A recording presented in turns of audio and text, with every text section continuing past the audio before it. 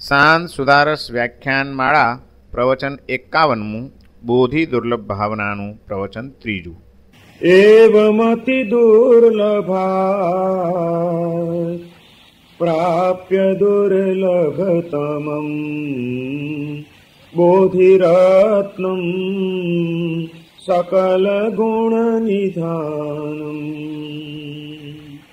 ગુરુ ગુરુ પ્રાજ્ય વિનય પ્રસાદોદિતં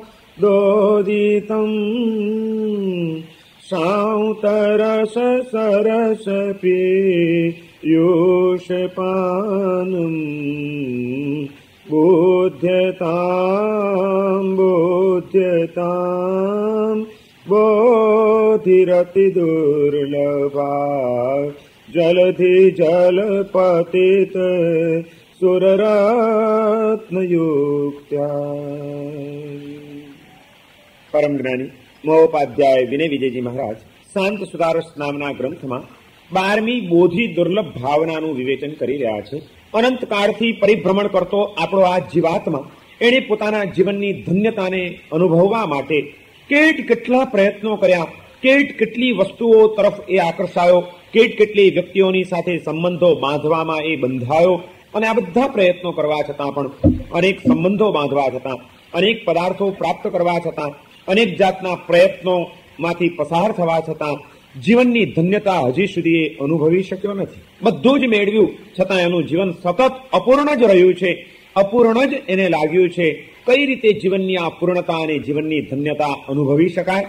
એવું કયું તત્વ છે આ સંસારની અંદર કે આ અનંત કાળમાં હજી સુધી જીવ નથી પામી શક્યો, નથી પ્રાપ્ત કરી શક્યો, કે જેના કારણે એના જીવનની પરિપૂર્ણતાનો કોઈ આભાસ એ કરી શકતો નથી? એવી દુર્લભ વસ્તુ કઈ છે એની ઓળખાણ આ 12મી ભાવનામાં એ આપણને કરાવે છે. અને એ અત્યંત દુર્લભ આત્મ સ્વરૂપનો બોધ પ્રાપ્ત થવો. દુનિયામાં બધાને ઓળખી ચૂક્યો આ જીવ પોતાની જાતની જ ઓળખાણે ન પામી શક્યો. અનેકની સાથે એણે સંબંધો બાંધી દીધા, પોતાની જાતથી જ એ વિખૂટો પડી ગયો. કેટલી વસ્તુઓ એ મેળવી ચૂક્યો, પણ બહારથી પરિપૂર્ણ થતો જતો એ આત્મા અંદરથી વધુ ને વધુ ખાલીપો અનુભવતો રહ્યો, અંદરથી ખાલી થતો ગયો, અને એનું જીવન એમને એમ પૂર્ણ થતું ગયું. આવા અનેક જીવનો એણે પસાર કર્યા. એની દ્રષ્ટિ જ ઊંધી હતી. જીવનની ધન્યતા માટેની કલ્પનાઓ જ કંઈક એવી ખોટી હતી કે જેના કારણે એ સાચા માર્ગે આવી શક્યો જ નહીં. એણે માન્યું જ કે મને આટલી આવી ચીજો મળી જાય, આટલા સાધનો પ્રાપ્ત થઈ જાય, તે વ્યક્તિઓની સાથે મારા સંબંધો બંધાઈ જાય, આટલું બધું જો મારા જીવનમાં વ્યવસ્થિત ગોઠવી જાય તો વાહ, મજા આવી જાય, જીવન ધન્ય બની જાય. આવી કલ્પનામાં અટવાવાના કારણે એને એના જ પ્રયત્નો કર્યા, બહારથી જ પરિપૂર્ણ થવાના પ્રયત્નો કર્યા. કારણ કે એને સુખ બહારના પદાર્થોમાં દેખાયું હતું, એને શાંતિ કોઈક એવી વ્યક્તિઓની સાથેના સંબંધોમાં જ દેખાણી હતી, અને માટે એ વ્યક્તિઓ અને વસ્તુઓના વધુ ને વધુ બંધનો ઉભા કરવામાં જ એ અટવાયો. જીવનનો એને સમય બરબાદ કર્યો, અને એ બધું થવા છતાં પણ એને જે પરમ સુખની ઝંખના હતી, પરમ શાંતિની ઝંખના હતી, આંતર તૃપ્તિની જે એની કામના હતી, એ તો અધૂરી જ રહી ગઈ. અને એનું કારણ એક જ છે. વિનય વિજયજી મહારાજ કહે છે કે મૂળમાં જ ખામી આવી ગઈ. અત્યંત દુર્લભ વસ્તુ એ ન પામી શક્યો, નથી મેળવી શક્યો. એનું કારણ એને મેળવવા જેવું જ ન લાગ્યું. એને મેળવવા જેવું બીજું જ આજ સુધી કંઈક લાગ્યું છે. અને જે કંઈ એને મેળવવા જેવું લાગ્યું છે, હકીકતમાં એ કોઈ પણ તત્વ એને અંતરનો ખાલીપો દૂર કરી શકે એ માટે સમર્થ નહોતું. એમાંનું કોઈ પણ તત્વ જે સુખની શોધમાં નીકળ્યો હતો, એ સુખ બહારથી મેળવવાનું નહોતું, અંદરમાંથી પ્રગટ કરવાનું હતું. એ વાત જ ભૂલાઈ ગઈ. સુખને બહારથી મેળવવાના આપણા પ્રયત્નો વધી ગયા. સુખ એ અંદરમાં જ પડેલું છે, એને બહાર ફાંફા મારવાના નથી, અંદરમાં ડૂબકી મારીને એને પ્રગટ કરવાનું છે. એ વાત જ આપણા ખ્યાલમાં ન આવી. અને જ્યાં આગળ એને પ્રયત્નો કર્યા ત્યાં આગળ સુખ આપવાની કોઈ શક્તિ એ પદાર્થોમાં, એ સંબંધોમાં, એ વ્યક્તિઓમાં હતી જ નહીં. અને માટે જ એ આજ સુધી નિષ્ફળ ગયો છે આ જીવ આપણો. જે વસ્તુમાં છે જ નહીં તત્વ, ત્યાંથી તમને એ ક્યાંથી મળી શકે? તલમાં તેલ છે માટે તલને પી લો તો ઓછું કે વધતું પણ તમને તેલ મળે, પણ રેતીમાં તેલ આપવાની શક્તિ જ નથી. એવી તમે દરિયાની 2 મણ રેતી લઈ આવો અને ગાણીમાં નાખીને પીલ્યા કરો, ગમે એટલા સમય સુધી તમે એને પી લો, તમને તેલનો છાંટો એ નહીં મળે. પણ મેં આટલા બધા પ્રયત્નો કર્યા અને કેમ નથી મળતું? નહીં મળે. કારણ કે જે વસ્તુમાં જે આપવાની શક્તિ નથી, એ વસ્તુમાંથી એ મેળવવાના પ્રયત્નો હંમેશા નિષ્ફળ જવાના છે. પરમ સુખ અને પરમ શાંતિની કામના આપણી સાચી, એને પ્રાપ્ત કરવાના પ્રયત્નો પણ ખૂબ કર્યા, પરંતુ આપણા એ પ્રયત્નો બાહ્ય ભૂમિકાએ હતા, સ્થૂળ જગતની અંદર ચાલતા હતા, એકદમ નાચી જ પદાર્થોમાંથી જ એ શોધવા માટે આપણે દોડધામ કરી અને હકીકતમાં એ સંબંધો, એ પદાર્થો, એ વ્યક્તિઓ, એ પરિસ્થિતિઓ, એમાં કોઈ પણ વસ્તુમાં પરમ સુખ કે પરમ શાંતિ અર્પણ કરવાનું સામર્થ્ય નહોતું, શક્તિ નહોતી, માટે આપણા પ્રયત્નો નિષ્ફળ ગયા છે. પ્રયત્ન કરવો જોઈએ તો અંદરમાં ડૂબકી મારવાનો કરો, બહારથી ભરાતા જશો, અંદરથી ખાલી થતા જશો. અંદરથી ભરાતા જાઓ એ માટે બહારથી થોડાક ખાલી થવું પડશે. જે બહારથી ખાલી થાય છે અંદરથી ભરાય છે, જે બહારથી ભરાતો જાય છે અંદરથી ખાલી થતો જાય છે. યશો વિજયજી મહારાજે જ્ઞાનસાર નામના ગ્રંથની અંદર પૂર્ણતાનું લક્ષણ જ આપ્યું. અપૂર્ણ પૂર્ણતામેતિ પૂર્યમાણસ્તુ હીયતે. જે બહારથી અપૂર્ણ પૂર્ણતામેતિ, બહારથી જે અપૂર્ણ થતો જાય છે, ખાલી થતો જાય છે, એ પૂર્ણતામેતિ અંદરની પૂર્ણતાને પ્રાપ્ત કરતો જાય છે. અને પૂર્યમાણસ્તુ હીયતે, બહારથી જે વધુ ને વધુ ભરાતો જાય છે એ અંદરથી હીન થતો જાય છે, ખાલી થતો જાય છે. અને આજે જોઈ લો આપણા જીવનની પરિસ્થિતિઓ, બહારના કેટલા પદાર્થોથી આપણે આપણા જીવનને પરિપૂર્ણ કરવાના પ્રયત્નો કરી ચૂક્યા છીએ, અને એ બહારથી જીવન ભરાતું ગયું છે અનેક સંબંધોથી, અનેક સુખના સાધનોથી, અનેક વસ્તુઓથી. આપણે આપણા ઘરને ભર્યું, આપણે આપણા જીવનને ભર્યું, આપણે આપણા શરીરને શણગાર્યું, બધું કરતા ગયા, બહારથી પરિપૂર્ણ થતા ગયા. દિવસે દિવસે અંદરનો ખાલીપો વધતો ગયો છે. બહારથી બધું જ છે, અંદરથી માણસ ખોખરો થઈ ગયો છે. ક્યાંય એની પાસે કોઈ કેન્દ્ર નથી કે જે કેન્દ્ર એક ક્ષણ માટે પણ એને કંઈક સઘન શાંતિનો અનુભવ કરાવી શકે, એની સહજ પ્રસન્નતાને પ્રાપ્ત કરાવી આપે એવું કોઈ તત્વ હજી સુધી પામી શક્યા નહીં. કારણ કે આપણા પ્રયત્નો બહારથી જ પરિપૂર્ણ થવાના રહ્યા, ક્યારે પણ અંતઃસ્થલને સ્પર્શવાના આપણા કોઈ પ્રયત્નો આપણે કર્યા જ નહીં હજી સુધી. સુખ એ અંતઃસ્થલની અંદર જ પડેલું છે, અંદરમાં જ પડ્યું છે, એની અંદરમાંથી પ્રગટ કરો. વિનય વિજયજી મહારાજ આપણને આપણી બહિર્મુખ દ્રષ્ટિને અંતર્મુખ બનાવી રહ્યા છે આ બોધિ દુર્લભ ભાવના દ્વારા, એના ચિંતન દ્વારા. અને એમાં એમણે એ કીધું કે બધું સુલભ છે આ સંસારની અંદર. સંપત્તિ મળવી સુલભ, સંબંધો બંધાવા સુલભ, સંબંધો ટકાવવા સુલભ, સંબંધો વધારવા સુલભ, બહારથી પૂર્ણ થતા જવું બધું સુલભ છે. પરંતુ અત્યંત દુર્લભ હોય તો એ બહારની દુનિયામાંથી અંદરમાં પ્રવેશ કરવો એ અત્યંત દુર્લભ કાર્ય છે આ સંસારની અંદર. અને જ્યાં સુધી બહારથી અંદરમાં તમે નથી આવતા અને અંતઃસ્થલને, આંતરચેતનાને સ્પર્શવાનો કોઈ પ્રયત્ન નથી કરતા, ત્યાં સુધી જે ધન્યતાનો અનુભવ છે, જે પૂર્ણતાનો અનુભવ છે, જે મગ્નતાનો અનુભવ છે, એ ક્યારેય પણ નહીં થઈ શકે. સાચી પરિપૂર્ણતા, સાચી જીવનની ધન્યતા એને પામવા માટે આ ભૂમિકાએ આવવું જ પડશે. અંદરમાં ડૂબકી મારવી પડશે, અંતરમાં ડોક્યું કરવું પડશે. અને ત્યાં આગળ જે ખજાનો છે, ત્યાં આગળ જે પ્રકાશ છે, એ કોઈક એવો અદ્ભુત છે કે જે પામે એ જ જાણે, બીજાને આપણી તો કલ્પના જ એ ન હોઈ શકે. આત્મતત્વનો અનુભવ એટલે કે આત્માના જે ગુણો છે, ગુણના માધ્યમ દ્વારા જ આત્મ સ્વરૂપની અનુભૂતિ પામી શકાય છે. આત્મા કોઈ રૂપી પદાર્થ નથી કે એને આમ પેન્ટિંગથી દેખાડી શકાય કે આંખો બંધ કરી અને આકાર દેખાઈ જાય, પરંતુ આત્મતત્વનો અનુભવ કરવો, આત્માનુભૂતિ કરવાની છે. એટલે ગુણાત્મક ભૂમિકાએ એને સ્પર્શવાનો છે. આત્માના જે ગુણો છે, અનંત જ્ઞાન, અનંત આનંદ, અનંત સુખ, એ નિર્ભેળ સુખનો અનુભવ જ્યારે થાય, નિરાલંબન આનંદની અનુભૂતિ જ્યારે આત્મા કરતો થાય, એની પાસે કોઈ આલંબન ન હોય, કોઈ પદાર્થ ન હોય, કોઈ વ્યક્તિ ન હોય, કોઈ વસ્તુ ન હોય, કોઈ પ્રસંગ ન હોય, મનની કોઈ કલ્પના ન હોય. બહારના બધા જ આવરણો તૂટતા જાય, બહારના સંબંધો છૂટતા જાય, અને કોઈ પણ આલંબન વિના, કોઈ પણ માધ્યમ વિના સહજપણે નિરાલંબન એવું જે આનંદ છે, સહજ જે સુખ છે, સ્વાધીન જે સુખ છે, નિર્ભેળ જે સુખ છે, શાશ્વત જે સુખ છે, એ કોઈક સુખની અનુભૂતિ, કોઈક વગર કારણે પણ અનહદ આનંદની અનુભૂતિ, એ જ્યારે આપણું ચિત્ત બહિર્મુક્તામાંથી અંતર્મુક્તામાં જાય છે, અંદરમાં લીન બને છે, ત્યારે જ એ આનંદની અનુભૂતિ થઈ શકે છે. સાધનાના માર્ગે આગળ વધતો સાધક દેવો અને ઇન્દ્રોના સુખને પણ ટપી જાય એવા સુખની અનુભૂતિ કરે છે, એમ જે શાસ્ત્રોની અંદર લખ્યું છે એનું કારણ જ આ છે. કારણ કે એની પાસે બહારથી કંઈ જ નથી, છતાં આનંદનો કોઈ પાર નથી. બહારથી એ જેમ જેમ ખાલી થતો ગયો તેમ અંદરથી વધુ ને વધુ એ ભરાતો ગયો છે. અને એ ભરાવા માટે આ ખાલી થવું બહુ જરૂરી છે. આપણા આજ સુધીના પ્રયત્નો ઉપર છલ્લા રહ્યા છે, બહારની ભૂમિકાના રહ્યા છે, સમજણ વિનાના રહ્યા છે, માટે આપણે થાપ ખાધી છે, એમાં થાક્યા છીએ. સાચું સુખ તો એ કહેવાય કે એ માર્ગે જેમ આગળ વધો તેમ તમારી પ્રસન્નતા વધવી જોઈએ. એને બદલે આજે સુખની કલ્પનામાં દોડતા આપણે અને ઘડીભર માનતા કે હું સુખી થઈ ગયો, મને આ મળી ગયું, મને હવે કોઈ વાંધો નથી. પણ એ સુખના માર્ગે આગળ વધીને પણ થાક સિવાય શું મળ્યું છે આપણને? આજે માણસ થાક્યો છે, સુખની અનુભૂતિઓથી, કહેવાતી સુખની અનુભૂતિઓથી પણ હવે થાક્યો છે. એની એ ચીજો હવે એની માટે બંધનરૂપ ક્યારેક લાગી જાય છે. જે સંબંધો કેટલા ઉમળકાથી બાંધ્યા હતા, જે પદાર્થો કેટલા પ્રેમથી પ્રાપ્ત કર્યા હતા, જે મેળવવા માટે કેટલી શક્તિઓના ભોગ આપ્યા હતા, ક્યારેક શાંતિથી વિચાર કરજો, એ જ પ્રેમ ભર્યા સંબંધો બંધનરૂપ નથી લાગ્યા?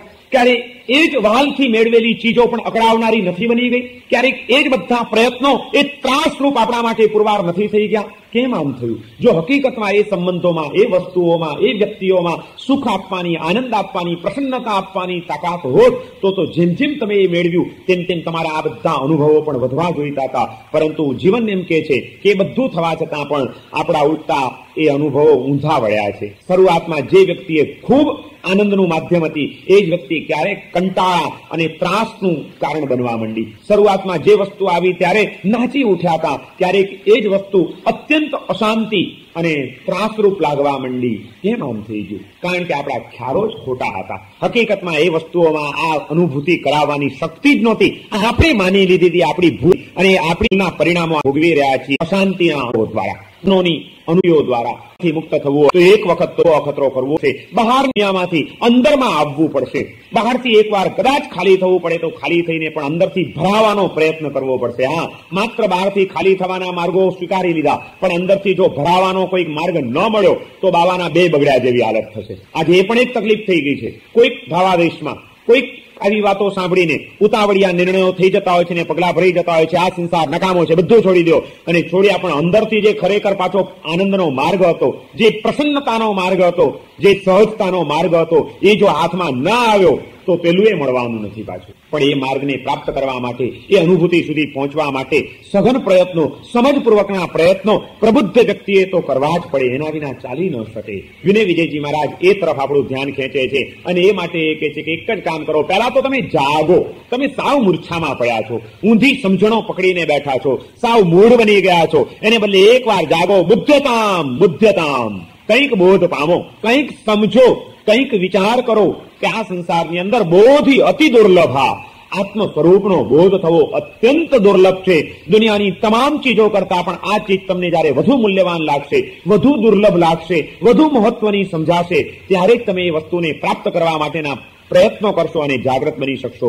માટે એકવાર તમે જાગૃત બનો. બુદ્ધતામ. અને એ પછી એ કેટલું દુર્લભ છે એની આખી દુર્લભતા અહીંયા આગળ બતાડી રહ્યા છે કે સૂક્ષ્મ નિગોદની અંદર પડેલો આપણો એ જીવાત્મા ત્યાંથી બહાર નીકળ્યો, બાદર નિગોદમાં આવ્યો, એકેન્દ્રિયપણામાં આવ્યો.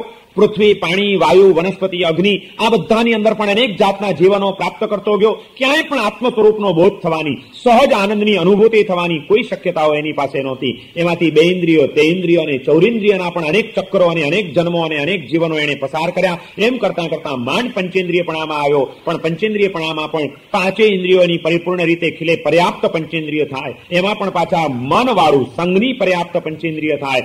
સંઘની પર્યાપ્ત પંચેન્દ્રિયમાં પણ તિર્યંચ ગતિમાં અનેક વાર એ ગયો. નરક ગતિ અને દેવ ગતિના પણ ચક્કરો એને ખૂબ માર્યા. ત્યાં આગળ પણ આત્મ સ્વરૂપનો બોધ થવાની કોઈ શક્યતાઓ નહોતી. સંઘની પર્યાપ્ત પંચેન્દ્રિય મનુષ્ય ભાવ સુધી આત્મા આવી જાય પછી જ એના આંતર દુનિયાની ખોજ એની શરૂ થાય છે.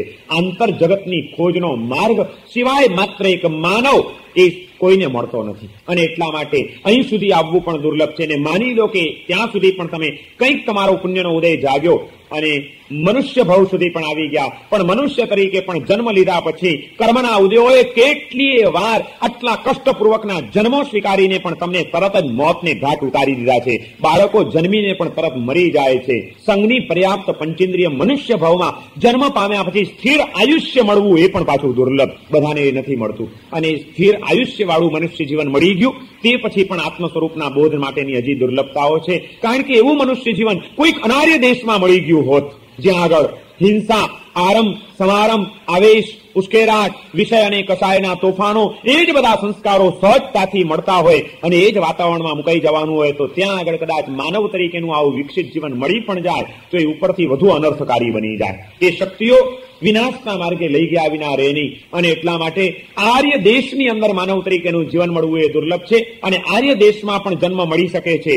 અનાર્ય કુળોમાં દેશ આર્ય પણ કુળ અનાર્ય, જે તમારા જીવનના વિનાશના સંસ્કારોથી જ ભરેલું હોય એવા પણ પરિવારો, એવું વાતાવરણ અને એવા જગતની અંદર પણ તમે કદાચ આ પૃથ્વી ઉપર આર્ય દેશમાં પણ માનવ તરીકે જીવન પ્રાપ્ત કરો તેનું કોઈ મૂલ્ય નથી, જ્યાં આગળ જીવનનો કોઈ વિચાર જ નથી. આજે માનવ જીવન પ્રાપ્ત કરી ચૂક્યા પછી પણ મારું માનવ જીવન શું આ જીવન છે, આ જીવનનો અર્થ શું છે, આ જીવનનું રહસ્ય શું છે, જીવનમાં શું પામવા જેવું છે, આવો જીવન અંગેનો વિચાર આવે એવા તબક્કાનું અને એવા વાતાવરણમાં માનવ તરીકેનું જીવન કેટલાને મળ્યું? એવાય આજે તમને લાખો માનવો મળે કે નહીં કે જેને જીવન અંગે કોઈ વિચાર જ નથી, જીવનનું રહસ્ય એ સમજવાની કોઈ એની ક્ષમતા નથી, કોઈ તેવડ નથી. જંગલના એ આદિવાસીઓને જઈને પૂછો કે તારા જીવનનું રહસ્ય શું, તારા જીવનનો ઉદ્દેશ શું, આ જીવનમાં તારે શું પામવાનું છે, એને કોઈ વિચાર પણ આવે છે ક્યારે? એને તો એક જ વિચાર છે, બસ આજનું ખાવાનું ક્યાંથી મેળવવું, ક્યાં શિકાર કરવા, ક્યાં મજૂરીએ જવું, ક્યાંથી રોટલો રડી લેવો અને એ કામ કરીને ઘરે આવીને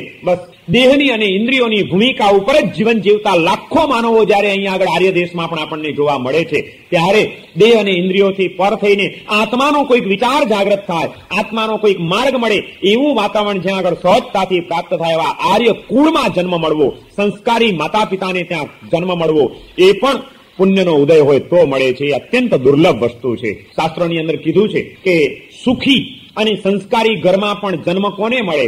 એને માટે પણ પુણ્યનો ઉદય હોય ને ભાગ્ય હોય તો જ મળે છે. શુચિનામ શ્રીમતામ ગેહે, શુચિનામ એટલે પવિત્ર, સંસ્કારી, અને શ્રીમતામ એટલે સુખી, શ્રીમંત. શુચિનામ શ્રીમતામ ગેહે ભાગ્યવાનોભિજાયતે, ભાગ્યવાન આત્માઓ જ જન્મે છે. એને ત્યાં બધાને જન્મ નથી મળતો, નહીં તો ગમે ત્યાં ક્યાંક આપણે બી ઠોકાઈ ગયા હોત. માનવ તરીકેની પણ જિંદગી બેહાલ જિંદગી હોત. કોઈ રસ્તાની રજડતી એ ફૂટપાથ ઉપર પણ કેટલાય બાળકો જન્મે છે જેના જીવનના વિકાસના કોઈ તબક્કાઓ એને ક્યારેય પ્રાપ્ત થવાની શક્યતા નથી. એ ભિખારીની પેટે જન્મતા એ બાળકોએ કંગાળ હાલતમાં, ગંદી પરિસ્થિતિમાં ઉછરીને મોટા થઈને જિંદગીમાં ભિખારી વેળા, અનાડી વેળા અને ગુંડાગીરી કરીને જિંદગીઓ પૂરી કરવાની હોય છે. એવું જીવન કદાચ આ માનવ તરીકેનું મળી પણ ગયું હોત તો શું અર્થ હતો એનો? પણ જબરજસ્ત પુણ્યનો ઉદય હોય ત્યારે આ એક દુર્લભ વસ્તુ પ્રાપ્ત થાય છે કે સંસ્કારી એવા આર્ય કુળમાં માનવ તરીકેનું જીવન પ્રાપ્ત થઈ જાય છે, કે જ્યાં આગળ જન્મતાની સાથે કોઈક દિવ્ય સંસ્કારો તમને પ્રાપ્ત થવા માંડે છે, કોઈક વિશિષ્ટ વાતાવરણ તમને સહજતાથી મળી જાય છે, જે તમને જીવનની સભ્યતા શીખવાડે છે, જીવનના સંસ્કારો પાય છે, જીવનનો ઉદ્દેશ સમજાય છે જ્યાં આગળ તમને. અને એવા સ્થળે પણ આર્ય દેશના આર્ય કુળમાં માનવ તરીકેનો જન્મ મળી ગયો એ પછી પણ હજી આત્મ સ્વરૂપનો બોધ એ ખરેખર દુર્લભ છે. કારણ કે આવા કુળમાં જન્મ પ્રાપ્ત કર્યા પછી પણ બધાને પાછું આ સૂઝતું નથી. આર્ય દેશ સ્પૃશામ અપી સુકુલ જન્મનામ દુર્લભા વિવિધિશા ધર્મ તત્વે. એવા કુટુંબની અંદર જન્મ લીધા પછી અને જીવન પ્રાપ્ત કર્યા પછી પણ દુર્લભા વિવિધિશા ધર્મ તત્વે, ધર્મ તત્વની જિજ્ઞાસા જાગવી એ પાછી દુર્લભ છે. માતા પિતા ગમે એટલા સંસ્કારી હોય અને વાતાવરણ ગમે એટલું અનુકૂળ મળ્યું હોય, પણ ત્યાં આગળ પણ એ શ્રીમંતાઈની અંદર ઉછળતા એ પુણ્યવાન આત્માઓ પણ એના પુણ્યની સાથે કોઈક પાપના ઉદયો જાગી જાય તો એ જ શ્રીમંતાઈ અને એ જ પૈસો એ પુણ્યવાન આત્માઓને પણ પાપના માર્ગે તાણી ગયા વિના રહેતો નથી. ત્યારે એને ધર્મનો વિચાર આવે, એને જીવનના સંસ્કારનો વિચાર આવે, એને કોઈક ચોક્કસ પવિત્ર લક્ષ્ય બંધાય, એ સુલભ નથી હોતું. એવા પણ ઘણા માનવો તમને જોવા મળશે કે જે સંસ્કારી માતા પિતાને ત્યાં જન્મ લીધા છતાં પણ જીવનની આ ધન્યતાને પામી શકતા નથી. દુર્લભા વિવિધિશા ધર્મ તત્વે. કેમ? કારણ કે એને બીજા જ બધા અંદરના અનાદિકાળના સંસ્કારો જાગૃત થઈ જાય છે. રતિ પરિગ્રહ ભયા હાર સંગ નાર્તિ વીર હંતમગ્નમ જગત દુસ્થિ તત્વે. કારણ કે આ જગત એક બહુ મુશ્કેલીમાં ફસાયેલું છે અને એનાથી એ આત્માઓ પણ મુક્ત નથી રહી શકતા. હંતમગ્નમ જગત દુસ્થિ તત્વે. ઓહ, ખેદની વાત છે કે આ જગત દુઃખની પીડાથી પીડાઈ રહ્યું છે, દુઃખી બની રહ્યું છે, દુઃસ્થિત છે, દુઃખમાં સ્થિત બનેલું છે. સુખના સાધનો અને સુખની સામગ્રીઓ હોવા છતાં પણ એની વચ્ચે પણ એ દુઃખી છે, એ અશાંત છે, એ વ્યાકુળ છે, એને એના જીવનના કોઈ ઠેકાણા નથી. એવી કોઈક મુસીબતોમાં એ ફસાઈ જાય છે. સુખી પરિવારમાં જન્મેલા અને કદાચ બાહ્ય દ્રષ્ટિએ કહી શકાય કે સુખના સાધનોની વચ્ચે મુકાયેલા પણ એવા અનેક હજારો માનવો તમને મળશે કે જેનું જીવન દુઃખી હશે. આજે આટલા બધા કેફી દ્રવ્યોના વપરાશ કેમ વધી ગયા? એ લોકોની હાલત તો જઈને પૂછો કે શું હાલત છે, તપાસો તો ખરા કે કેવી રીતે જીવન જીવે છે. એના અંતરના ખાલી પાયે એને કેવી વ્યાકુળતામાં મૂકી દીધા છે. એ કહે છે કે અમારી પાસે બધું જ છે, શું કરવાનું? આ પૈસો નથી જોઈતો, આ અમારા લક્ઝરિયસ બ્લોકો અમને નથી જોઈતા, આ બધી સુખ સાહેબીઓ અમને નથી જોઈતી, બધું જ છે, પણ અમારા જ માણસોને અમારા માટે લાગણી નથી, અમારા જ માણસો અમને પ્રેમથી ચાહી શકતા નથી. અમને તમે ચાર સારી ચીજો નહીં આપો તો ચાલશે, તમે તમારા હૃદયની અમને લાગણી આપો, આત્મીયતા આપો, પ્રેમ આપો, હૂંફ આપો. એ પ્રેમ, હૂંફ અને એના વિના એ તળવડતા અનેક યુવાનો આજે રવાડે ચડી ગયા છે. એની જિંદગીઓને બરબાદ કરી ચુક્યા છે. એને ધર્મનો વિચાર આવવો અત્યારે મુશ્કેલ છે. એના મનની અંદર વિદ્રોહની આગ સળગી ઉઠેલી છે. શું કરવાનું? ચાલો, માનવ જીવન એને પણ મળ્યું છે, પણ હવે એ માનવ જીવનની અંદર એની પાસે બીજો કોઈ ઉપાય નથી. એ તો કહેશે કે હું મારા હાથે રોજ ઇન્જેક્શનો લેતો રહીશ અને નશામાં ચકચોર થઈને જિંદગી પૂરી કરીશ, અને એ જો ન મળે તો એની અશાંતિ, એની વ્યાકુળતાનો પાર નથી, ને એ રીતે જિંદગી પૂર્ણ કરી નાખે કદાચ, તો એવા માનવ જીવનનું કેટલું મૂલ્ય? જે દુર્લભ છે, અત્યંત દુર્લભ છે, આત્મ સ્વરૂપનો બોધ થવો, આત્મતત્વની અનુભૂતિ થવી, સહજ આનંદનો માર્ગ મળવો, એ આ જીવનની અંદર દુર્લભ છે. બધે વિકૃત આનંદ આજે વધતા ગયા છે. એ વિકૃત આનંદની વચ્ચે સહજ આનંદનો માર્ગ કેટલાને મળે? કલ્પનાના ભ્રામક સુખોના એ માર્ગોની વચ્ચેથી સહજ સુખનો પંથ કેટલાને પ્રાપ્ત થાય છે? દુર્લભ છે. વિનય વિજયજી મહારાજ કહે છે અત્યંત દુર્લભ છે. આર્ય દેશમાં અને આર્ય કુળમાં જન્મ પ્રાપ્ત કર્યા પછી પણ દુર્લભા વિવિધિશા ધર્મ તત્વે, ધર્મ તત્વની જિજ્ઞાસા જાગવી એ અત્યંત દુર્લભ છે. કારણ કે રતિ, પરિગ્રહ, ભયા, હાર, સંજ્ઞાર્થી વીર, 4 સંજ્ઞાઓથી જીવ ઘેરાયેલો છે. ભોગ સંજ્ઞા, પરિગ્રહ સંજ્ઞા, આહાર સંજ્ઞા અને ભય સંજ્ઞા, આ 4 વૃત્તિઓથી માનવનું મન એવું ખરડાયેલું છે અને એવું ઘેરાયેલું છે કે એની વચ્ચે એને એનાથી મુક્ત થાય, એનાથી કંઈક ઉપર ઉઠે, એનાથી બહાર નીકળે અને એને ધર્મનો વિચાર આવે, એ પણ દુર્લભ છે. સુખ સાહેબી મળી, સંપત્તિ મળી, યુવાની મળી, બધું મળ્યું, પણ તે છતાં એ સંસ્કારી કુળમાં આવેલા આત્માઓ પણ કદાચ ભોગની વાસનાથી જીવનને રવાડે ચડાવી જાય છે. કદાચ કોઈક પરિગ્રહનો સંસ્કાર એવો એનો પ્રબળ બની જાય છે. પૈસો પૈસો પૈસો, ગમે તેમ કરીને હું કેમ લખપતિ થઉં, ને લખપતિ હું કેમ કરોડપતિ થઉં, આપણી પાસે આટલો પૈસો તો હોવો જ જોઈએ. એ સિવાયને કોઈ બીજા વિચારો નથી આવતા, બીજો કોઈ માર્ગ નથી ગમતો. અત્યારે એ કહે છે ધર્મ નહીં, મને તો પૈસો જોઈએ છે. ધર્મને શું કરવાનું? સંસ્કારી કુળમાં આવેલા માતા પિતાના સંતાનો પણ એને ધર્મની જ અભિરુચિ હોય, આત્માની શાંતિનો માર્ગ ગમતો હોય અને મળતો હોય, એ અશક્ય વાત છે. કદાચ એને પરિગ્રહ સંજ્ઞા બહુ સતાવતી હોય અને માટે પણ એનું જીવન જુદા માર્ગે કદાચ વળાંક લઈ લે એવું બની શકે. કદાચ એવા જ માતા પિતાને ત્યાં આવેલું બાળક પણ એને ભોગ સંજ્ઞાનો સંસ્કાર સતાવતો હોય અને મોજ શોખના કારણે રવાડે ચડી જવાની પણ પૂર્ણ શક્યતાઓ રહેલી જ છે. જે જીવનની એક એક પળ અત્યંત મૂલ્યવાન છે, એ જીવનની એક એક પળો મોજ શોખ કરવામાં, ભોગ ભોગવવામાં, પરિગ્રહની મર્યાદાઓને અમર્યાદ બનાવવામાં અને ખાવા પીવામાં કેટલી બરબાદ નહીં થઈ જતી હોય. વિનય વિજયજી મહારાજે આ 4 સંજ્ઞાઓ થી જગત દુખી છે એમ બતાડ્યું છે. એ જ આત્મા સુખી થઈ શકે જે આ 4 વૃત્તિઓથી ઉપર ઉઠી શકે. ભોગ સંજ્ઞા, પરિગ્રહ સંજ્ઞા, આહાર સંજ્ઞા અને ભય સંજ્ઞા, આ 3 સંજ્ઞાઓનો અતિરેક ચોથી ભય સંજ્ઞાને જન્માવ્યા વિના રહેતો નથી. અતિ ભોગી માણસ, અતિ પરિગ્રહવાન માણસ અને આહાર સંજ્ઞાની અંદર કોઈ કંટ્રોલ નહીં રાખનારો માણસ ભયનો ભોગ બન્યા વિના રહેતો નથી. એને કોઈક ને કોઈક ભયો ઘેરી વળશે. પછી રોગનો ભય હોય, બેઆબરૂ થવાનો ભય હોય, ગમે ત્યારે આ બધું છૂટી જવાનો ભય હોય, પણ કંઈક ને કંઈક ભયોથી એનું જીવન એવું ઘેરાઈ જાય છે કે જેના કારણે એ દુઃખી બની જાય છે. સુખની વચ્ચે પણ દુઃખનો અનુભવ કરનારા દુઃખીઓ આ દુનિયામાં ઘણા બધા છે. કહેવાતા સુખોની વચ્ચે પણ દુઃખી જીવન જીવતા સુખી માણસો, એમની હાલત બહારથી દુઃખી ગણાતા માણસો કરતા વધુ ખરાબ છે. આ સંજ્ઞાઓની પરિસ્થિતિ બેકાબુ બનવાના કારણે. એટલા માટે વિનય વિજયજી મહારાજ કહે છે કે ધર્મ તત્વની રુચિ જાગવી, ધર્મની જિજ્ઞાસા જાગવી એ પણ દુર્લભ છે. કારણ કે આ જીવનની અંદર ભોગના માર્ગે ખેંચાઈ જવાની વધુ શક્યતાઓ રહેલી છે. પરિગ્રહની લાલસા અમર્યાદ બનવાની વધુ શક્યતાઓ રહેલી છે. ખાણી પીણીના જ વિચારો, કેમ બનાવવું, કેમ ખાવું, કેમ ટેસ્ટફુલ થાય, કેમ એની જ વાતો, એની જ ચર્ચાઓ. આજે આખા દિવસની ચર્ચાઓનો જો આપણે સર્વે કરીએ તો કઈ ચર્ચાઓ વધારે નીકળે? આ 4 સંજ્ઞાઓ સિવાય બીજી કોઈ વાત હોય? આખા દિવસની તમારી ચર્ચાઓ, મુલાકાતો, વાતચીતો, એ બધાનું એક સરવૈયું કાઢો. શેની ચર્ચા નીકળે? 5 ઇન્દ્રિયના ભોગ સુખોની ચર્ચા હશે. એ સુખને અનુભવવાની, અનુભવ્યા હોય તો એની અભિવ્યક્તિઓ કરવાની, એ કેમ અનુભવી શકાય, એ માટે કયા કયા સાધનો ઉપલબ્ધ છે, એ સાધનોની, એ સાધનો કેમ વસાવી શકાય, ક્યાંથી મળે છે, ક્યાંથી સસ્તા મળે, એની ભોગની ચર્ચાઓ. કાં તો ધંધાની વાતો, પરિગ્રહ, પૈસો મેળવવો, મેળવેલો એને સુરક્ષિત રાખવો, સરકારથી કેમ બચાવવો, કોઈની આંખે કેમ ન ચડે, એને કેમ સેફ રાખવો. પૈસા તો આવી ગયા છે પણ ક્યાં આગળ વધુ વ્યાજ મળશે, કઈ કંપની ફડચામાં જાય એવી છે, શેના શેર લઈએ તો વાંધો નથી, કયા શેર તૂટવાની શક્યતા છે, કેટલી ચિંતાઓ, કેટલા વિચારો અને કેટલી એની જ વાતો, ભોગની વાતો, અર્થની વાતો, ખાવા પીવાની વાતો અને ભય સંજ્ઞા. ગુરુ પાછા કૃપાવંત થઈને ધર્મશાસ્ત્રનું આપણને શ્રવણ કરાવે, એના મુખેથી ધર્મશાસ્ત્રના રહસ્યો પ્રાપ્ત થાય, એ પણ પાછું દુર્લભ છે. અને આ વાત કરીને વિનય વિજયજી મહારાજ આપણને એક ગર્ભિત નિર્દેશ એ પણ કરે છે કે ધર્મશાસ્ત્રના રહસ્યો એ ક્યારેય પણ જાતે પ્રાપ્ત કરી શકાય નહીં. ગુરુગમ બહુ મહત્વનો છે. ગુરુગમ વિના શાસ્ત્રની વાતો પકડીને કંઈક ને કંઈક પ્રયત્ન કરવા જનારા ક્યારેક ઉથલી પડવાની પણ શક્યતાઓ રહે છે. સાધનાના માર્ગે આગળ વધવું છે તો ગુરુગમ ખૂબ જરૂરી છે. ગુરુગમ ન હોય તો ખાલી ચોપડીમાં વાંચ્યું કે આમ સાધના કરવી ને આમ આસન કરવું ને આમ પ્રાણાયામ કરવાને જો કરવા જાઓ તો ઉલમાંથી ચૂલમાં પડી જાઓ કદાચ. ડગલે ને પગલે સાધનાના માર્ગની અંદર અનુભવી ગુરુનો સંયોગ ખૂબ જરૂરી બની જાય છે. એવા અનુભવ સંપન્ન ગુરુગમ જો તમારી સાથે હોય, ગુરુનું સાનિધ્ય હોય અને એમનું પ્રોપર માર્ગદર્શન તમને મળતું જાય તો સહેલાઈથી વિકાસના તબક્કાઓ પ્રાપ્ત થઈ ગયા વિના રહે નહીં. એટલા માટે અહીંયા આગળ કીધું કે ગુરુ મુખેથી ધર્મશાસ્ત્રનું શ્રવણ મળવું એ પણ દુર્લભ છે. અને કદાચ માની લો કે એ પણ મળી ગયું, ચાલો હવે આત્મ સ્વરૂપનો બોધ થઈ જશે. ના, ગુરુ તો મળ્યા, એ ગુરુએ ધર્મશાસ્ત્રનું શ્રવણ પણ કરાવ્યું, ગજબની વાતો ખુલ્લી કરી, પરંતુ એ ગુરુ મુખેથી સાંભળેલી વાતો પાછી ગમવી એ દુર્લભ હોય છે. તીર્થંકરના સમોસણમાં જઈને સાક્ષાત તીર્થંકરોની વાતો સાંભળીને પણ ગજબનો ઇન્દ્ર જાળ્યો છે, શું ઠોકમ ઠોક કરે છે, આવું પણ કહેનારા આપણે ત્યાં પાક્યા છે. તીર્થંકરની વાતો પણ એને ગમે નહીં, એને થાય કે આ તો ઠોકમ ઠોક કરે છે, કોઈ ઠેકાણા છે આની વાતો ના. ખાડો પણ છે ઇન્દ્ર જાળ્યો, સાંભળીએ છીએ ત્યારે મજા આવે છે, ગમે છે કરી એની વાતો. બાકી કે આની વાતો એ જો મદાર બાંધીએ ને હાલીએ તો દુઃખી થઈ જઈએ.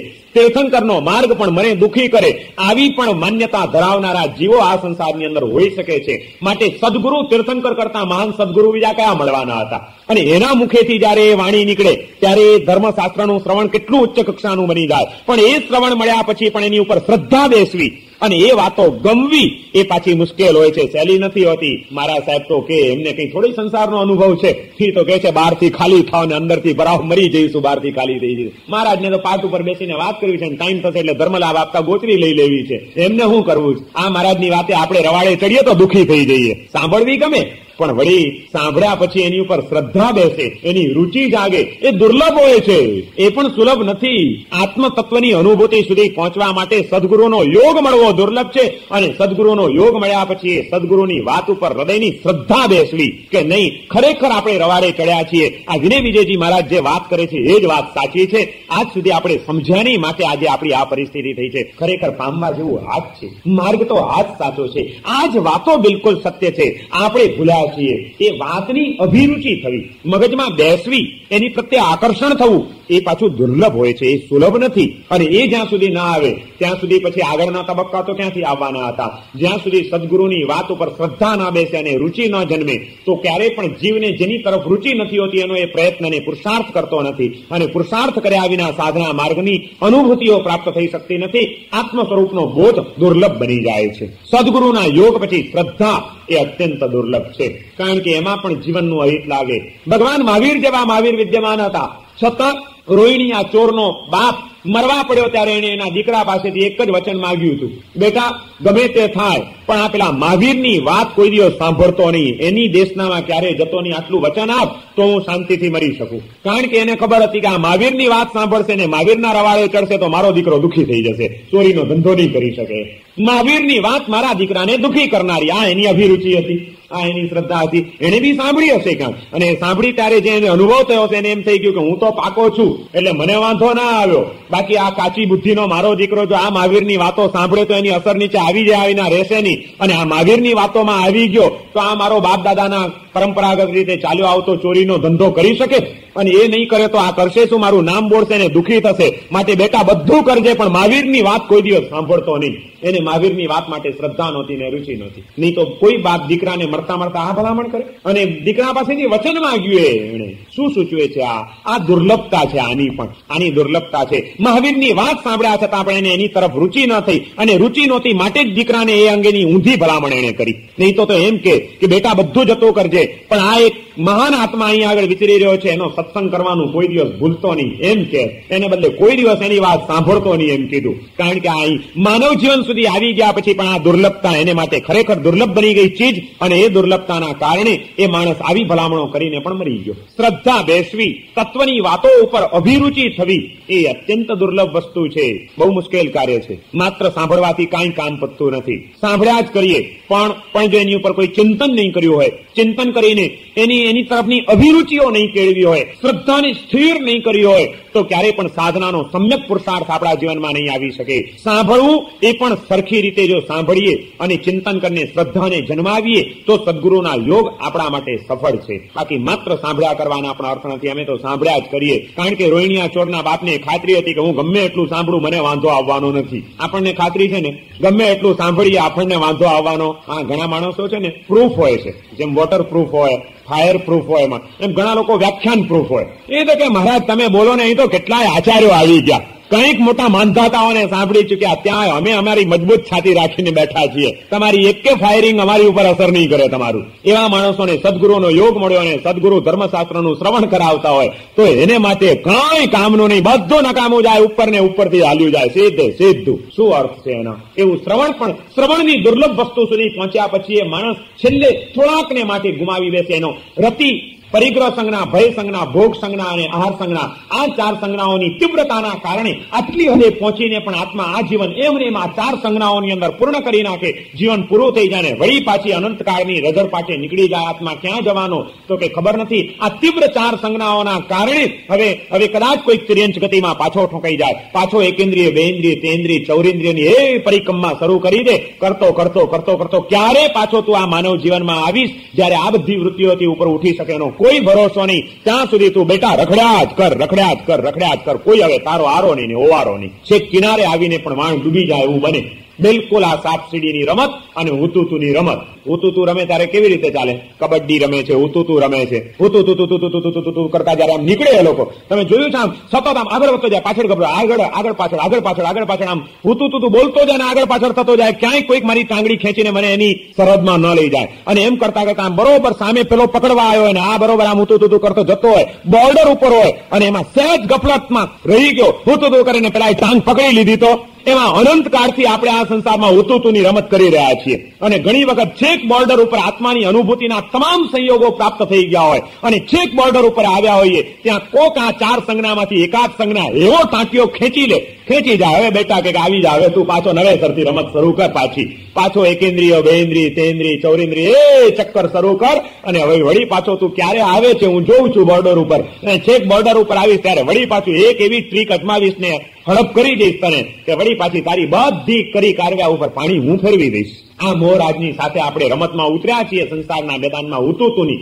જોવાનું છે હવે એ કે આપણે એની ટાંગ ખેંચી શકીએ છીએ કે આપણી ટાંગ એ ખેંચી જાય છે. મહત્વ આનું જ છે. આ માનવ જીવનની અંદર આ દુર્લભતા જે અતિ દુર્લભ બતાડી છે આ વાતને, એનું કારણ જ આ છે કે અહીંયા આગળ તો સતત જો તમે જાગ્રત ન હો, એટલા માટે વિનય વિજયજી મહારાજ વારંવાર જાગ્રત કરે છે કે બુદ્ધતામ બોધિરતિ દુર્લભા. જાગો, હવે તમે એકદમ બોર્ડર ઉપર આવ્યા છો, એકદમ સાવધાન રહેજો. સહેજ સાવધાની ચૂક્યા તો તરત જ સામેની પાર્ટી તમારી ટાંગ ખેંચવા તૈયાર જ છે, એ તમને ખેંચી જ જશે ફળાક દઈને. માટે એકદમ સાવધાન રહેજો, ક્યાંય કોઈ સંસ્કારો તમને પાછા રવાડે ન ચડાવી જાય, ક્યાંય કોઈ અંદરની આ વૃત્તિઓ તમને ભાન ભૂલા ન બનાવી જાય. નહીં તો આ સંજ્ઞાઓના પનારે એકવાર પડી ગયા, કોઈ તીવ્ર આહાર સંજ્ઞા લાગી ગઈ, કોઈ ભયંકર ભોગ સંજ્ઞાની અંદર ફસાઈ ગયા, પરિગ્રહ સંજ્ઞામાં પાગલ બની ગયા, પૈસાની અંદર આંધળા બની ગયા, અને કાં તો કોઈક ભયોથી જીવન તમારું ઘેરાઈ ગયું તો એમાં ને એમાં જીવન પૂરું થઈ જશે ને પામવાનું રહી જશે. ભયના સંસ્કારો પણ કેટલા આત્માની અંદર પડ્યા હોય છે, અને એ ભયની વૃત્તિઓ, એ ભયના સંસ્કારો ક્યારે,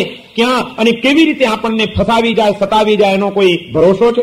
એની કોઈ કલ્પના છે આપણને? ઘણા બધા હોશિયારીની વાતો કરનારા પણ અંદરથી ડરપોક હોય છે, અંદરથી અનેક ભયોથી ઘેરાયેલા હોય છે, અને અંદરના અભયને જન્માવનારું તત્વ સ્પર્શ્યું નથી.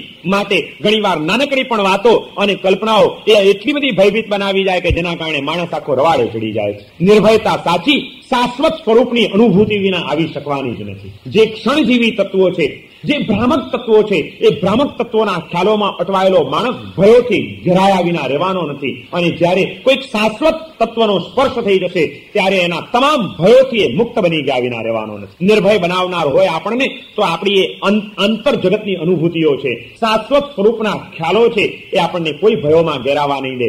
બાકી તો આપણે વાતો કર્યા કરીએ પણ અંદરથી એવા ખોખલા હોઈએ છીએ અને નમાલા હોઈએ છીએ કે ગમે એટલી હોશિયારીને મોટી મોટી વાતો કરતા હોઈએ પણ ઘડીના છઠ્ઠા ભાગની અંદર ભય એવો ઘેરી વળે કે ક્યાંય ન રહીએ. માણસની બહારના દેખાવો જુદા છે, અંદરની ભૂમિકાઓ એની કોઈ જુદી છે. અને આ વિસંવાદે આજે ઘણી બધી સમસ્યાઓ ઊભી કરી દીધી છે. અમદાવાદની બાજુમાં એક ગામ છે છોલા ગામની અંદર અમે વિહાર કરતા એકવાર ગયા હતા. ત્યાં એક આપણા ખાસ પરિચિત ભાઈએ વાત કરી કે મહારાજ સાહેબ, અહીં આગળ ગામની બહાર તળાવ છે અને તળાવને પેલે કિનારે એક ભયંકર જંગલ છે. એ જંગલમાં ખબર નથી, કોઈ માણસ જવાની હિંમત નથી કરી શકતું. બહુ લોકો ગભરાય છે. કોઈ કહે છે કે ત્યાં ભૂત રહે છે, કોઈ કહે છે કે ત્યાં કંઈ કોઈ તત્વ છે, કોઈ કહે છે જીન છે અને કોઈ જઈ શકતું નથી. કે બધું હોઈ શકે ભાઈ, અનંત જીવ સૃષ્ટિ છે, ક્યાં શું હોય ભગવાન જાણે.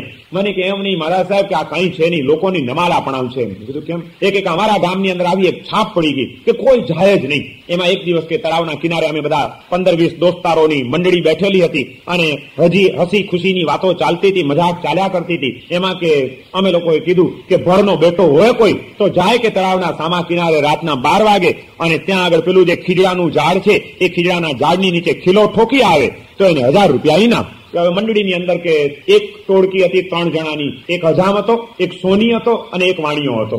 એ 3 જણાની કે ટોળકી કંપની કે અને એવી મોટી મોટી કાયમ દંફાસની વાતો કરતા હોય કે એટલે બધાએ કીધું કે આ લોકો કરી આવશે. એટલે પેલા લોકોને ચડી ગયું કે પાણી અને 3 જણાએ કીધું હા કે એમાં શું મોટી વાત છે કે ભૂત ને ભૂત કોણે જોયા છે, બધી ખોટી અંબક વાતો કે વાતમાં ને વાતમાં હેરાન તો ઝીલી લીધું. પેલા કે તો પછી કરો કંકુ ના કે જાઓ આજે જ કે લઈ આવીએ હમણાં ખીલો.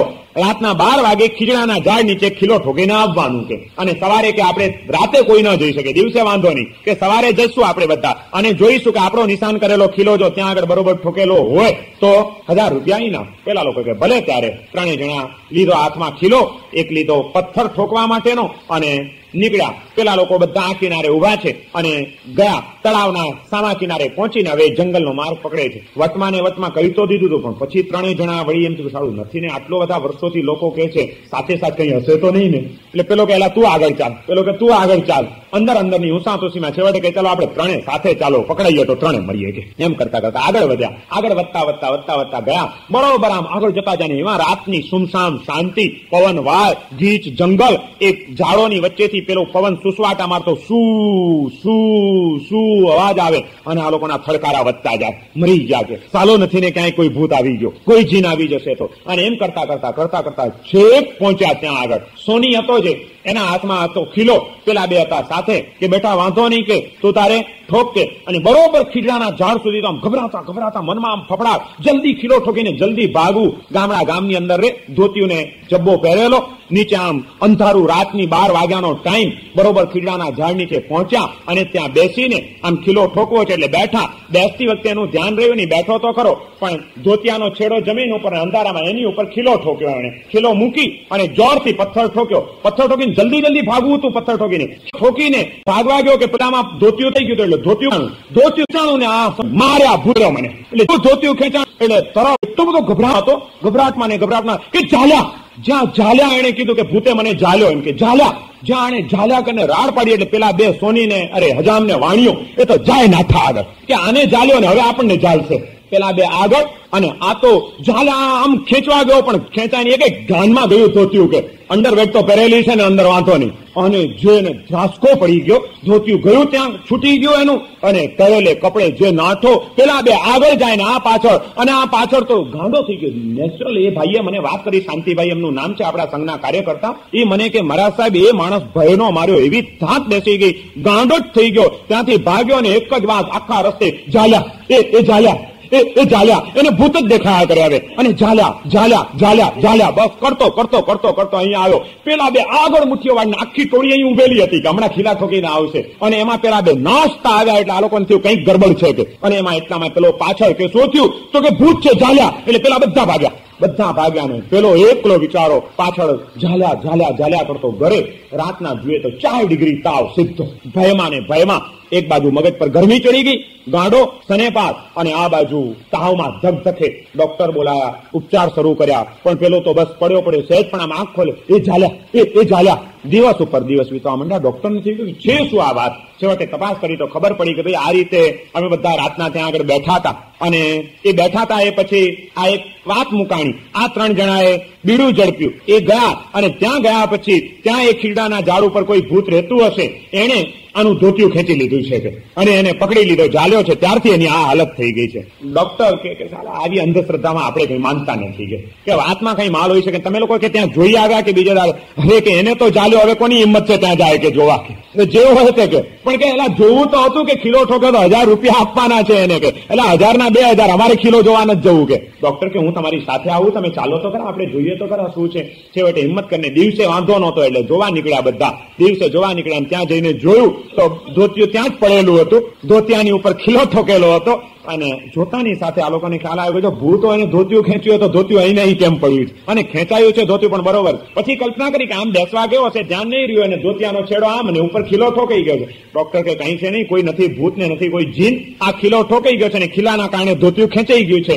ધોતિયું કાઢ્યું ત્યાંથી, ખીલો લઈ આવ્યા, લાવીને પેલાને કહે, જો કે ઝાલ્યા નહીં, હવે છોડ્યા, જો કે તારું ધોતિયું આવી ગયું, કે છોડી દીધા ભૂતે, હે છોડ્યા કે બસ પતી ગયું. વળી પાછું ભય નીકળી ગયો અંદરની ગ્રંથિ. સાયકોલોજીસ્ટ હતો ડોક્ટર, એને એક જ કામ કર્યું કે એના મનમાં જે ભયની ગ્રંથિ બંધાઈ ગઈ હતી, જેને દિવસો સુધી એને પાગલ બનાવી નાખ્યો, કે હવે એને ગમે એટલી ટ્રીટમેન્ટ આપી એનાથી કામ નહીં પતે. એને એ પ્રતીતિ કરાવવી જોઈએ કે જો તારું ધોતિયું અમે લઈ આવ્યા છીએ, અને આ રહ્યો તારો ખીલો, કઈ છે નહીં, કોઈએ તને ઝાલ્યો નથી, એને તને છોડી દીધો. ધોતિયું મળીને કે મને છોડ્યો, એટલે કે ભૂતે મને હવે છોડી દીધો, બસ ભય નીકળી ગયો. માત્ર કલ્પનાના ભયો, પણ આવા ભયો એ જોર કરવાના છે. કોઈને કોઈ ભય છે તો કોઈને કોઈ ભય છે. પૂછી આવો અત્યારે શ્રીમંતોને રાતના કેવા ભયો લાગે છે, ગમે ત્યારે રેડ પડશે, મામલો બિચકી રહ્યો છે. ભયોની એ ભૂતાવળ સૌની સામે નાચી રહી છે, કારણ કે શાશ્વત સ્વરૂપનો જે ખ્યાલ છે એ ક્યારેય પણ અનુભવ્યો નથી. જ્યાં સુધી આંતર જગતની એ અનુભૂતિઓના ક્ષેત્રમાં આપણે પ્રવેશ નહીં કરીએ, એ દિવ્ય તત્વનો કોઈ સ્પર્શ નહીં પામી શકીએ, ત્યાં સુધી આ આહાર સંજ્ઞા, ભય સંજ્ઞા, મૈથુન સંજ્ઞા અને પરિગ્રહ સંજ્ઞા, આ સંજ્ઞાઓની તીવ્રતા આપણી મોડી નહીં પડી શકે. અને એ સંજ્ઞાઓના સંસ્કારથી મુક્ત નહીં બનીએ તો સદગુરુના મુખેથી ધર્મશાસ્ત્રનું શ્રવણ મળવા છતાં પણ એ તત્વ પ્રત્યેની અભિરુચિ નહીં જન્મે. આખરે તો બહાર નીકળશું એટલે એ જ ભોગ સંજ્ઞા પાછી જોર કરશે, એ જ પરિગ્રહ સંજ્ઞા પાછળ પડી જશે, એ જ ખાવા પીવાની આહાર સંજ્ઞાઓ આપણને નાચ્યા કરશે, અને એ જ અનેક જાતના ભયોમાં આપણે ગરાઈ જઈશું, અને દિવસ પાછો પૂરો થઈ જશે. એમને એમ જિંદગીનો સમય ચાલ્યો જાય છે.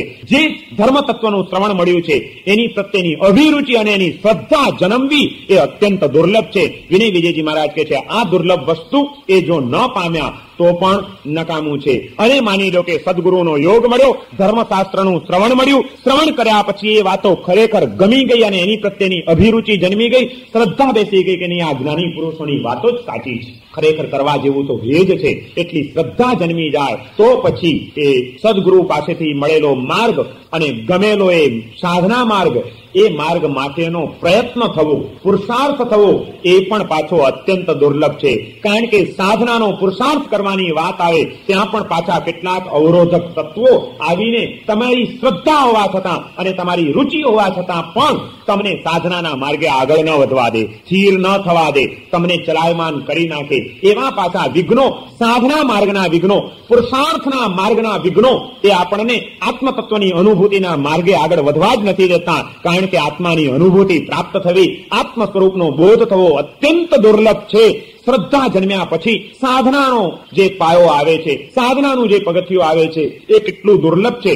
અને એ પુરુષાર્થ પ્રગટ થવામાં કયા કયા અવરોધક તત્વો છે એનો અહીંયા આગળ વિનય વિજયજી મહારાજે ખ્યાલ આપ્યો છે કે એવા બહુ અત્યંત મહત્વના આ 3 વિઘ્નો, એ વિઘ્નોને પાર કરવા જીવને માટે મુશ્કેલ બને છે. એને જો એ પાર કરે તો જ એ આત્મતત્વની અનુભૂતિનો માર્ગ પામી શકે, અને એ માર્ગે પછી આત્માની અનુભૂતિ શક્ય બને. એ સાધના માર્ગના કયા કયા વિઘ્નો છે, શ્રદ્ધા જન્મ્યા પછી પણ જીવનની અંદર એ પુરુષાર્થ થવા ન થવા દેનાર કયા તત્વો આપણને રોકી રહ્યા છે એ અંગેની ઓળખાણ વિનય વિજયજી મહારાજ હવે કેવી રીતે અહીંયા આગળ આપણને કરાવે છે, અને એનાથી કેવી રીતે આપણે મુક્ત બની શકીએ, તો આત્માની અનુભૂતિ સુધી કેવી રીતે પહોંચી શકાય એ અંગેની કેટલીક મહત્વની વાતો આપણે આવતીકાલે વિચારીશું, અને આવતીકાલે આપણે આ 12મી ભાવનાની પૂર્ણાહુતિ કરીશું. સર્વમંગલમાંગલ્યમ સર્વકલ્યાણકારણમ